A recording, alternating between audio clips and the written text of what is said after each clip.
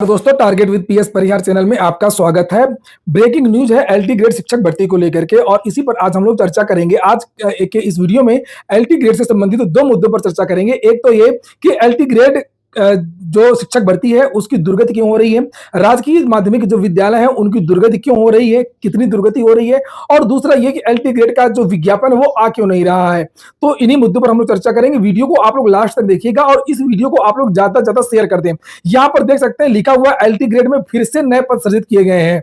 इसके पहले भी पिछले साल हम लोगों ने सुना था कि लगभग 75 नए राजकीय विद्यालय बने हैं। एक सूची भी वायरल हो रही थी जिसमें लगभग 2200 पद नए सृजित किए गए थे, और उसका जो अधियाचन है वो उत्तर प्रदेश लोक सेवा आयोग भेजा गया है। इसके बारे में समाचार पत्रों के माध्यम से जानकारी दी गई थी। जून के महीने में ये खबरें बहुत ज्यादा आई थी, ये आपने देखा भी होगा, जिसमें ये कहा गया था कि प्रदेश में बने 75 राजकीय इंटर कॉलेज और 13 राजकीय हाई स्कूल के लिए शिक्षक शिक्षणेतर कर्मचारी के पदों की संख्या जारी कर दी है।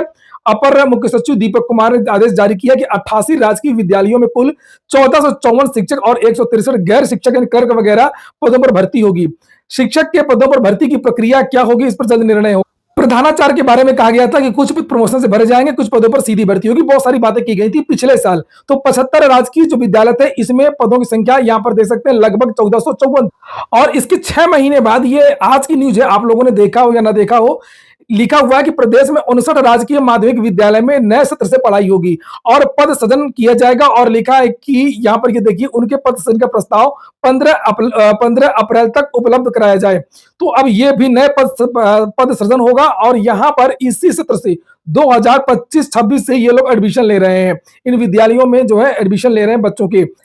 मुख्यमंत्री जी जहां पर भी जाते हैं, जिस भी जिले में जाते हैं, कहीं पर प्रत्येक जिले में मेडिकल कॉलेज की घोषणा कर देते हैं, कहीं पर नए जीआईसी की घोषणा कर देते हैं, कहीं नई राजकीय नर्सिंग विद्यालयों की घोषणा कर देते हैं। ये देखिए कहीं पर केंद्रीय विद्यालय, यहाँ पर यूपी में ये देखिए, यहाँ पर ये देखिए पीएम श्री वाला जो है वो अलग खुल रहा है, जीआईसी अलग खुल रहे हैं, मेडिकल कॉलेज अलग खुल रहे हैं। लेकिन सबसे बड़ी बात यह कि आखिरकार उत्तर प्रदेश में भर्तियां क्यों नहीं हो रही। अरे जो पुराने विद्यालय हैं कम से कम आप लोग उनको दुरुस्त करिए, उसके बाद में नए विद्यालय खोलिए। पुराने विद्यालय बंद होने के कगार पर है, रोज समाचार पत्रों के माध्यम से जानकारी दी जा रही है। ये देखिए, लेकिन प्रदेश में 40 नए राजकीय प्राथमिक विद्यालय खोले जाएंगे। यहाँ पर ये आप लोग देख सकते हैं 85 नए स्कूल यूपी बोर्ड की, ये देखिए यहाँ पर लिखा हुआ है 88 राजकीय विद्यालय, ये देखिए पूरा भरा पड़ा हुआ है। तो यहाँ पर देखिए आप लोग, ये नीचे यहाँ पर लिखा हुआ है कि शिक्षकों के खाली पदों के सापेक्ष अधियाचन नए शिक्षा सेवा चयन आयोग को भेजा जा चुका है। ये यहाँ पर पद सृजन को लेकर के चीजें लिखी गई हैं, और यहाँ पर इन्होंने लिखा है कि शिक्षकों के खाली पदों के सापेक्ष अधियाचन नए शिक्षा सेवा चयन आयोग को भेजा जा चुका है, वहां से भर्ती की आवश्यक कार्रवाई पूरी की जा चुकी है। और ये शिक्षा सेवा चयन आयोग से जो भर्ती है, ये वाली ये भर्ती ये अशासकीय माध्यमिक विद्यालयों में टीजीटी पीजीटी की यहाँ पर बात की जा रही है, जो 34,000 की जो बात चल रही है। तो ये जो अधियाचन ये उन्होंने शासन को भेजा है, और अभी ये शिक्षा सेवा चयन आयोग आया नहीं है। तो ये हाल है उत्तर प्रदेश में। और चूंकि जब घोषणा करते हैं तो लोगों को बहुत अच्छा लगता है कि मुख्यमंत्री जी हमारे जिले में मेडिकल कॉलेज खोल रहे हैं, हमारे जिले में नर्सिंग कॉलेज खोल रहे हैं, हमारे जिले में जीआईसी खुल गया है अब तो। लेकिन मुख्य बात यह है कि ऐसे जीआईसी जहां पर कोई शिक्षक ही नहीं है, उन जीआईसी में कौन अपने बच्चों को भेजेगा, और ऐसे विद्यालय खोलने का महत्व ही क्या है। आपको पता होगा कि एलटी ग्रेड की जो भर्ती 2018 में हुई थी उसमें 4000 से जो पद हैं वो ज्यादा रिक्त रह गए थे, और खासतौर से अभी तक कंप्यूटर के जो पद है वो पूरी तरीके से रिक्त है। पूरे उत्तर प्रदेश में जितने भी जीआईसी हैं, पहली बार 2018 में भर्ती हुई थी और केवल 36 विद्यार्थियों का चयन हुआ था। सरकार पता नहीं क्या चाहती है और सरकार की क्या प्राथमिकता है। और अब हम बात करें कि आखिरकार जो एलटी ग्रेड की जो भर्ती वो आ क्यों नहीं रही है।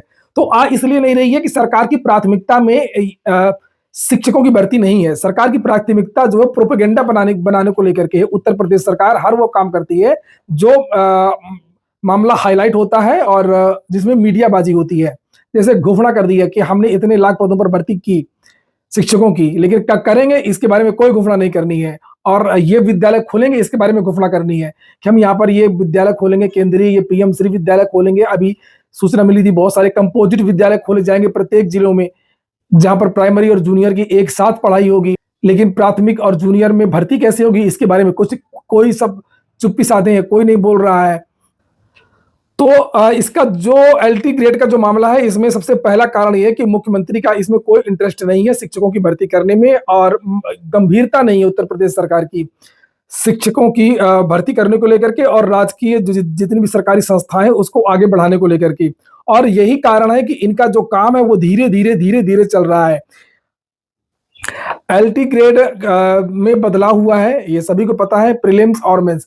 अधियाचन को लेकर के यहाँ पर जो पुराना अधियाचन है वो शासन को भेज दिया गया है और वहाँ से ई-अधियाचन लोक सेवा आयोग आएगा। लेकिन उससे भी महत्वपूर्ण चीज़ ये है कि बताया ये जा रहा है कि इसमें जो सब्जेक्ट हटाए गए हैं, जो सब्जेक्ट जोड़े गए हैं, यानी कि समकक्ष अर्हता को लेकर के जो चीज़ें हुई हैं, उसमें जो परीक्षा का जो पाठ्यक्रम है वो अभी तक तैयार नहीं हुआ है। परीक्षा का जो पाठ्यक्रम है वो अभी तक तैयार नहीं हुआ है।